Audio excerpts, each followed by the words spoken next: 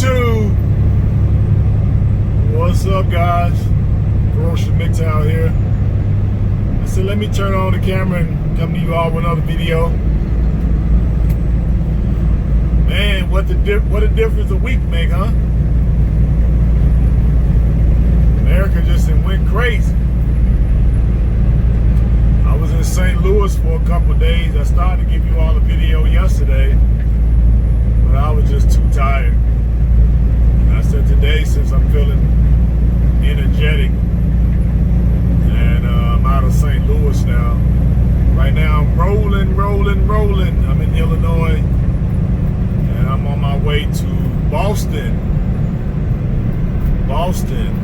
What's Boston known for? I guess the Boston Tea Party and the Boston Celtics and the Red Sox. But yeah, I'm on my way to Boston. Picked this load up in St. Louis. And yesterday and the day before, they had I guess small riots there downtown St. Louis. They had clashes with the police. The police was out in force, and I watched a little bit of the news at the Tank Watch with some of the guys that work there, and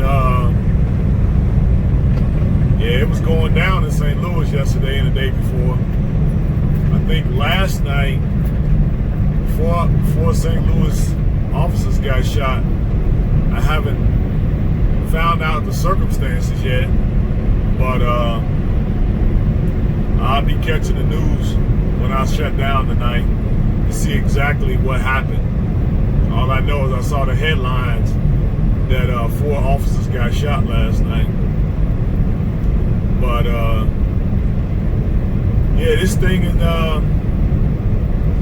all hell that broke loose with this thing. And I think in LA right now, there's got to be at least 100,000 people protesting on Hollywood Boulevard.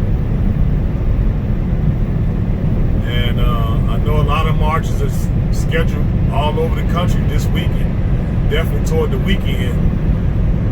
So it's kind of rough in these cities now. You guys be careful, you know. I really wish this hadn't happened, you know. I really do. But it's like, you understand the frustration. And I know people are like, oh man, I don't, you know. I was talking to a guy today. He was delivering to the same plant for different products, but I had to park in front of him. He worked at my company also, White Cat. And then we started talking. It's the first, I let him bring the subject up. I'm usually pretty quiet. But he was like, man, this thing is getting kind of crazy, huh? I'm like, yeah. He was like, I understand, you know. It was terrible what the police officer did. He completely in the wrong, and he definitely needs to be held accountable. I'm like, absolutely. You know, but he was going to, and then he said, well, you don't understand why people are doing what they're doing as far as the businesses or whatever. They're burning down their own neighborhood. I'm like, hey, man, people are tired. People are frustrated. They don't feel like they've been getting no justice because it's been happening quite a bit. And they burning down their own community. Hey, it's their community. Let them do whatever they want to do with it. That's my take on it. Their community, they want to burn it down, let them burn it down. They got to deal with the consequences once it's done. You know what I mean? I myself wouldn't go out there and do nothing like that, but I understand the frustration. And at this point, I'm just glad I don't have a business like I used to. You know, but more than likely, if I still have my little store, I've been out there with my little golf club or something, my baseball bat. But most of the people knew me in the neighborhood, so I probably would have been fine. You know what I mean? I don't think I would have had much problem because everybody there pretty much knew me. But if any outsiders came in, then they wouldn't have known who I was or whatever. But that's why I would have been out there kind of patrolling, and I would have got got some of the guys together, so we'd have been patrolling my store if I was out there, if I still had the store, you know. But I do feel, you know, for the store owners, you know, it already was closed down. It wasn't making any money, and I'm sure they were suffering already. And then to have your business looted and then burned down, you know, it's a bad break, man. It's a bad break, you know. And I hate that suspected race soldier did what he did, you know. It's just dumb. Now it's coming out that they probably knew each other. Matter of fact, they did know each other. Some lady, I saw an interview with some video on YouTube at some lounge or a bar or a nightclub owner who was a female, and she said both of them guys worked for her on the same days. Said the cop worked outside as a bouncer. He moonlighted as a bouncer, which a lot of cops do that, you know, to make ends meet or to get something they really want, a motorcycle or a boat or whatever. They'll moonlight on their days off as security. So that makes sense.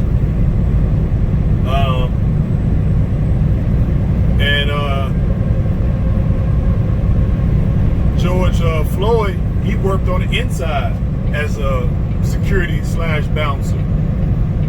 So my theory is, just my theory, is that they worked together, and at some point they must have got into a disagreement.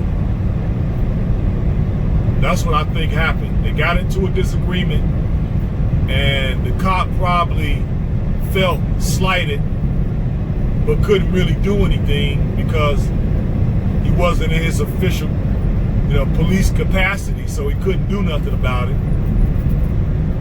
And he probably harbored a grudge against George Floyd, and just so happened he showed up on the scene because he wasn't the first responder. He wasn't the first officer to respond. He was more like the second or third, I want to say, because he wasn't the one that handcuffed him, and he wasn't the one that sat him on the wall, I don't think. But then later he comes into the frame with his knee on his neck. And I want to go back and look at that video again because it said some stuff like, some people were saying that they can overhear the officer saying, "You're not so tough now." Now, I don't know if that was reference to the situation or the incident then, or was he referring to an incident that happened when they was working together? So I'm gonna go back and do some armchair detective work and see, because I didn't pay attention to the voices. I was just looking at the action, so I didn't pay much attention to the voices. So I'm gonna go back and take a look at the voices and analyze what was said. But if they knew each other, that's messed up. That would explain why he just did that. But the other thing that is questionable, why the other officers just stand around and let it take place? I don't get that. Now, I know that's not a legal move. It's an illegal move. That's not being taught to them. So why they didn't stop him at some point? That's kind of odd and bizarre, you know?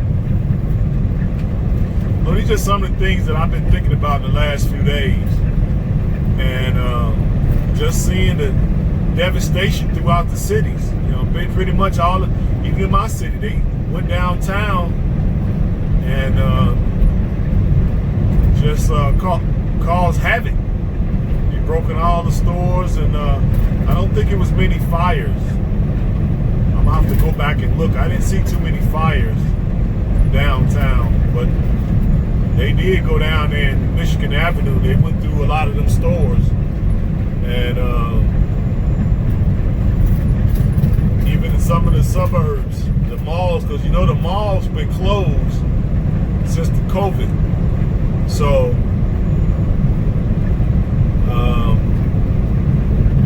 they start closing off a lot of the roads by the malls to keep people from going and hitting up the malls, because I mean it makes sense, they've been closed and nobody's there protecting it. No security officers, nothing. So that makes sense for them to close off those roads to try to protect those malls, because right now those malls are very vulnerable. Yeah. And I didn't really think about that, because I know I called one of my buddies and he said he was trying to go to the Walmart in the suburbs and all the roads were closed and the Walmarts were closed. I'm like, closed? Because I'm thinking, you know, that's way in the suburbs. But I forgot that a lot of guys who live in them suburbs moved from the city, from Chicago, the inner city, to those suburbs once they got better paying jobs. You know, I think that's why they was closed. I didn't really see much as far as looting in the suburbs. But I know the city, yeah, they pretty much went through the city and it really targeted a lot of businesses, especially the Koreans, Chinese shops, Korean hair beauty supply places, and a lot of the liquor stores. So yeah, I hope they do the right thing. You know, I think what people are wanting to see is those charges to be upgraded to first-degree murder, or at least second, and those other 3 officers to be charged, the ones that was holding him and the guy standing around. They want to see them charged, and for these guys to be tried and convicted. You know, but I know the powers that be, you know, are gonna try the old, you know, flim flam. You know, they do already doing PR and trying to spin it, and they looking for ways to either get the guy off, which is gonna be hard to pull off right now, or at least make sure he doesn't serve a whole lot of prison time. So it is what it is, guys. Just some of the things that's going through my mind. Because people are tired. They're tired of not getting justice, you know. Now I can see, like I was telling the guy earlier, I can see if George had a gun and he was shooting it out with the police and they killed him, okay, hey, now that makes sense. He was shooting at the police, you know, they were shooting back, he got shot and killed, okay, great. But the fact that you're harming unarmed people, I mean, I don't get it. Where's the honor? Where's the, you know, that's cowardly. Then you shoot people who are unarmed. You know, I don't get that. I just don't get it. So I can see the frustration of the people. Citizens are tired. They're frustrated, they're tired, they don't get no justice. So it may not make sense to tear up their own community, but if that's what they choose to do, hey, that's what they're doing. Don't make sense, but hey, it is what it is. This is what they're doing. Okay? It is what it is. Don't make much sense to me either, but, you know, all those businesses are destroyed. Yeah, some of them, I'm sure, got insurance.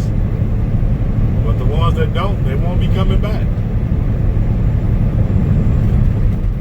You know, it's rather sad.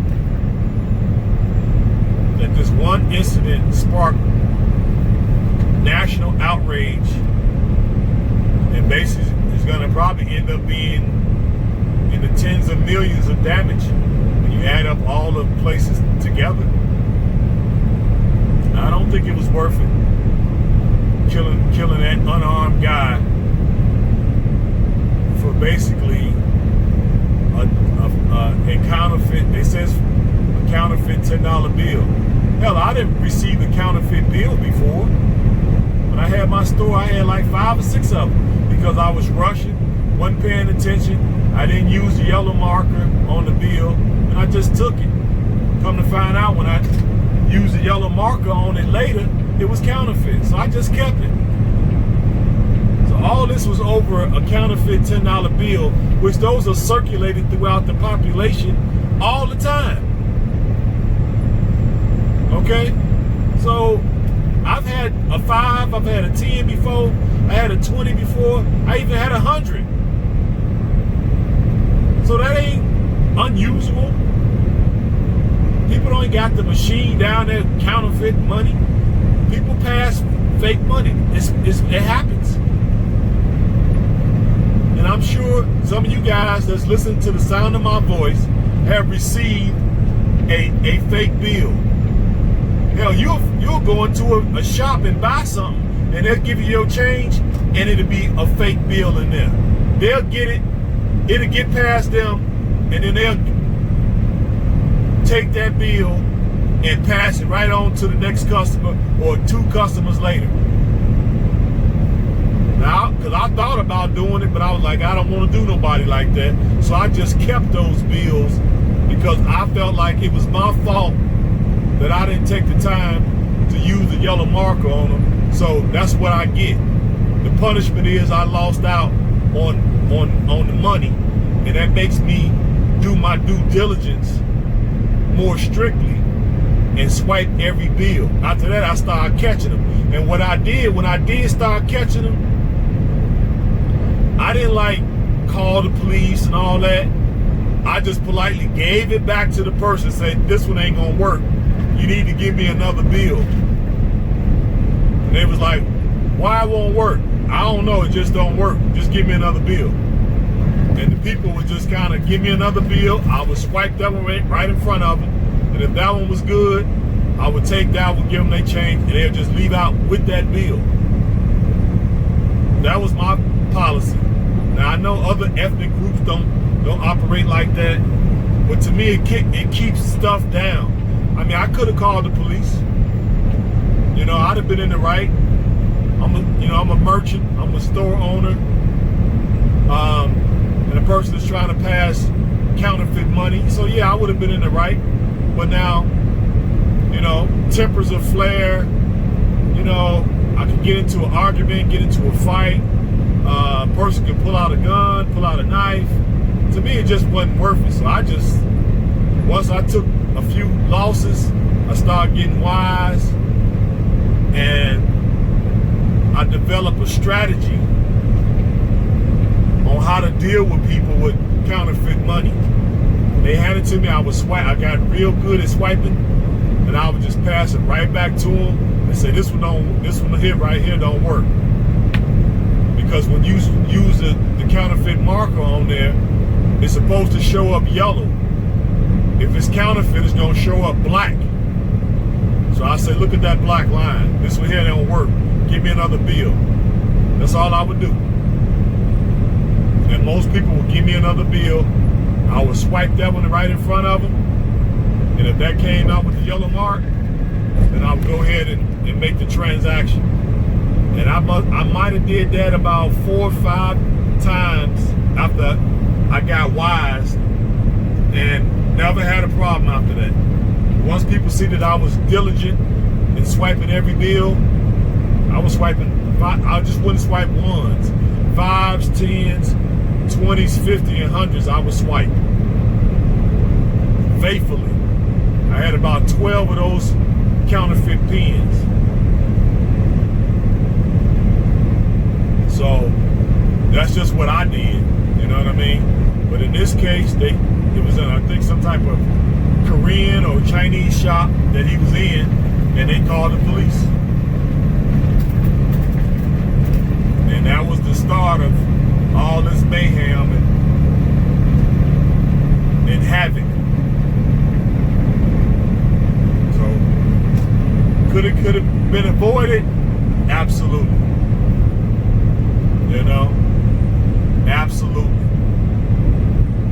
Because that shop where he shopped at, that was one of the places that I think that they looted and burned. That same shop they called the police was looted and burned. But it was on that block that they started burning. At least that's what I think. I could be wrong, but that's what I think, that they started on that block. So it is what it is, guys. You know, just a messed up situation all the way around. We was already going through problems with the cold beer flu, and now the citizens that burned up 30 states. 30 cities. And if things are not handled correctly, there's gonna be more. The other thing I wanted to talk about, I saw the cops that tased the young college couple down there in Atlanta. They already got fired because they were just barbarians. You know, I looked into that story just a little bit and come to find out they was beating up somebody, and the young couple drove by going the opposite direction, and they pulled out their cell phones to film it. And I think the guy said something like, yeah, we gonna film y'all, you know, SOBs. And one of the cops heard it, I guess he was already charged up because they was beating somebody. And so he ran and caught them in traffic because they couldn't really go far because it was traffic. And when the other cops saw him going berserk, they followed suit. They didn't even know, I don't even think they knew what was happening. They just followed suit. And they tased them, bashed the windows out, pulled them out the car, was hitting them and tasing them. And all four of them guys that lost their job. That justice came down swift. And I heard they're being charged. I haven't looked up the charges yet, but they finna be charged. So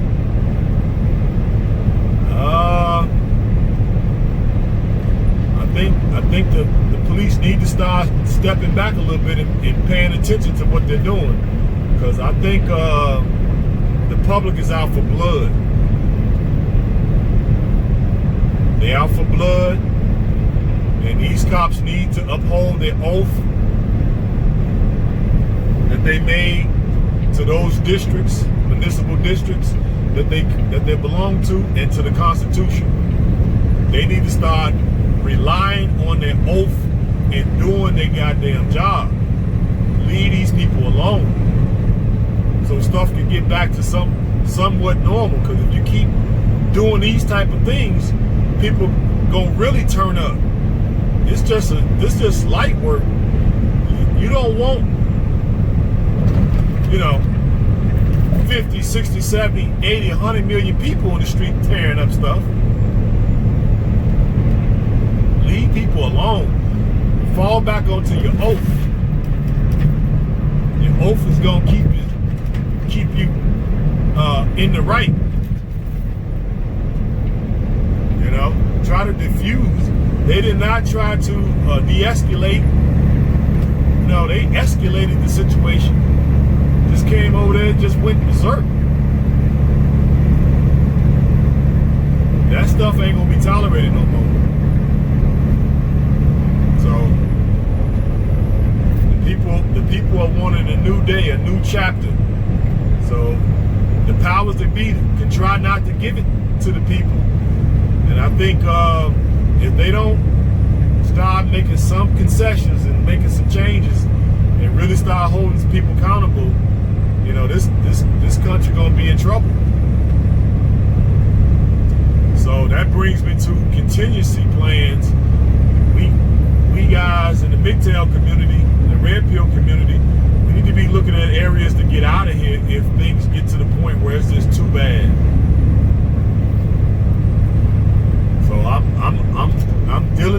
diligently working on my Africa escape plan. So I want to have a couple places that I could go to and have a network set up. So if I need to get out of here, I want to be able to get out of here and go there and be just as prosperous, just as ingenious, and do businesses open and do businesses there. You know, exercise my entrepreneurship skills there. To me, that makes the most sense right at this point. I was looking to buy some land here, but stuff is so expensive. I'm still looking, but with the state of race relations right now, it might be a good idea to hold fast on that and just look to get out. Because I know I could buy 10, 15 acres over there with no problem with the money I got right now. Just in my emergency fund, I could do that. So I'm definitely, as soon as they lift the international flights, I'm on the first plane out to go do my reconnaissance in these different lands. And I'm definitely gonna buy a few acres here and a few acres there, a few acres here, a few acres there. And so I have some places to go. Because it might get a little crazy here if these people don't relent and give the people some, you know, give the people some meat. Throw the people a bone. You're gonna have to convict these guys and you know, yank the chain of the police departments around the country. They're gonna have to slow down on killing innocent people and beating people up and putting people in comas and hospitals and wheelchairs and all that. They're gonna have to slow down on that. They're gonna have to pull back. That's what I think should be done. But that's just some of the things that was crossing my mind, guys. This, the current events. The women are scared everywhere, so there's no reason to start be talking about them at this juncture. They're basically afraid everywhere I go. I see fright in their faces. You know what I mean? So right now, they're a non-factor. We got bigger fish to fry at this juncture right now. Feminism has took they're in the trunk. They can't even say they took a back seat. They're in the trunk right now. It's feminism in the trunk, cold beer flu in the back seat, and in the passenger seat is race relations and police misconduct and what the powers that be, what they're gonna do. Those are the three pressing things right now. So we ain't got to worry about the feminists right now. They somewhere trembling with their 15 cats. Okay, because now they can't even go to a lot of stores because a lot of them stores is burned up now or empty. So it's really getting dire. It really is. So, okay, guys, I wasn't gonna hold you too long. We had 30 minutes. If I see something interesting later, I'll turn on the camera because I'm gonna be passing through quite a few cities. Indianapolis,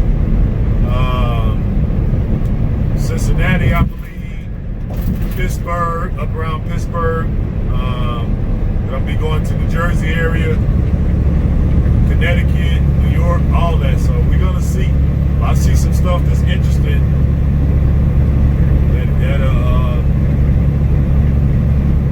that I think you guys should see, I'm gonna turn it on and give you some content. In the meantime, catch all the news, and I'll probably be reporting on the news until this thing blows over, and then we'll get back to roasting these fat feminazis.